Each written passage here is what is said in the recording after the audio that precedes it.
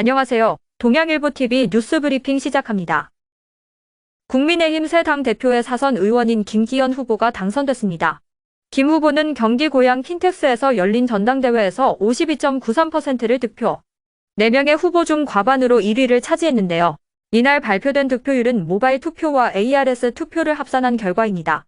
안철수 후보는 23.37%, 천하람 후보는 14.98%, 황교안 후보는 8.72%의 득표율을 각각 기록했습니다.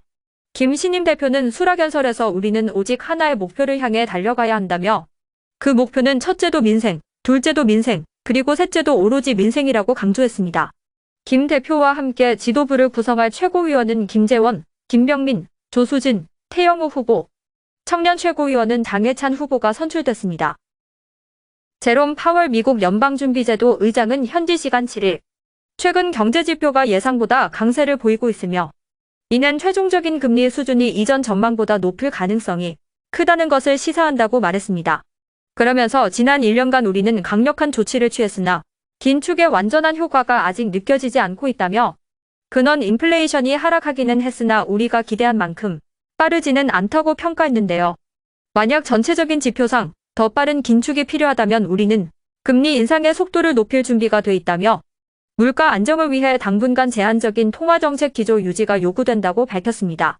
파월 의장의 이런 발언은 21일, 22일 진행되는 FOMC에서 빅스텝 가능성을 시사한 것으로 풀이됩니다. 이렇게 되면 현재 4.50에서 4.75%인 기준금리의 올해 연말 전망치도 상승할 것으로 보이는데요. 8일, 이러한 파월의 매파 발언에 코스피가 1.3% 가까이 하락하고 원달러 환율이 22원 급등하는 등 시장이 충격을 받았습니다. 코스닥 시장에선 외국인과 기관이 각각 516억 원, 1772억 원을 순매도해 지수 하락을 이끌었고 개인은 2450억 원을 순매수했습니다.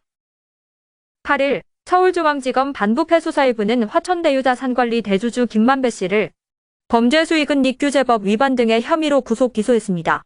검찰이 애초 파악한 김 씨의 은닉자금은 340억 원이었으나 구속 후 추가 수사를 통해 50억 원을 더 찾아냈는데요. 이 가운데 40억 원은 수표로 인출한 뒤 소액 수표로 다시 나눠 은닉한 것으로 조사됐고 나머지 10억 원은 부동산 매매 잔금으로 사용하려고 변호사 수임료를 지급하는 것처럼 모 변호사에게 송금한 것으로 드러났습니다. 검찰이 현재까지 몰수, 추징 보전한 김 씨 등 대장동 일당의 재산은 총 2070억 원에 달하는데요. 검찰은 이른바 50억 클럽 등 김 씨의 로비 의혹에 대해 계속 수사를 이어갈 계획입니다.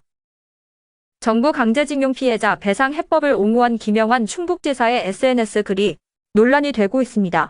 김 지사는 지난 7일 나는 오늘 기꺼이 친일파가 되련다라고 시작하는 글을 SNS에 올렸는데요. 강제징용 피해 배상 해법에 대해 삼전도 굴욕에 버금가는 외교사 최대 치우기자 5점이라고 비판한 더불어민주당 이재명 대표의 발언을 비난했습니다.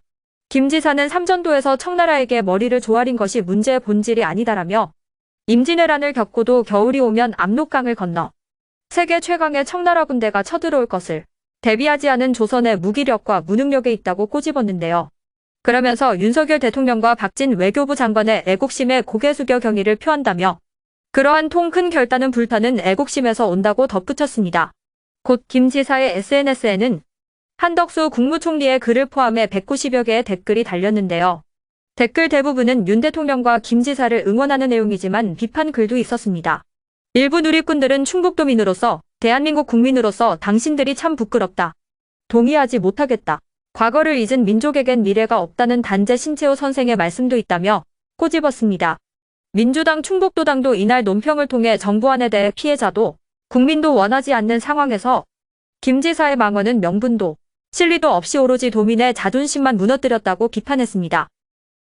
청년층이 5년 동안 적금을 납입하면 5천만 원 안팎의 목돈을 마련할 수 있는 청년도약계좌가 오는 6월 출시됩니다.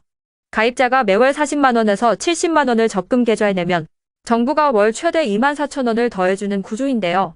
금융위원회는 6월에 상품 출시를 위한 후속 절차를 진행할 계획이라고 밝혔습니다. 청년도약계좌는 윤석열 대통령이 대선 공약에서 청년층에게 자산 형성 기회를 만들어주겠다며 도입을 약속한 정책형 금융상품인데요. 가입 자격은 개인소득 6천만 원 이하이면서 동시에 가구소득 중위 180% 이하인 19세에서 34세인 청년입니다. 만기가 5년으로 긴 만큼 부득이한 사유에 따른 해지 시 불이익이 없도록 했고, 가입 후 첫 3년은 고정금리가, 이후 2년은 변동금리가 적용되며, 금융위는 3년을 초과해 고정금리가 적용되는 상품도 출시할 수 있도록 금융사들과 협의할 계획입니다. 지금까지 동양일보TV 뉴스브리핑이었습니다.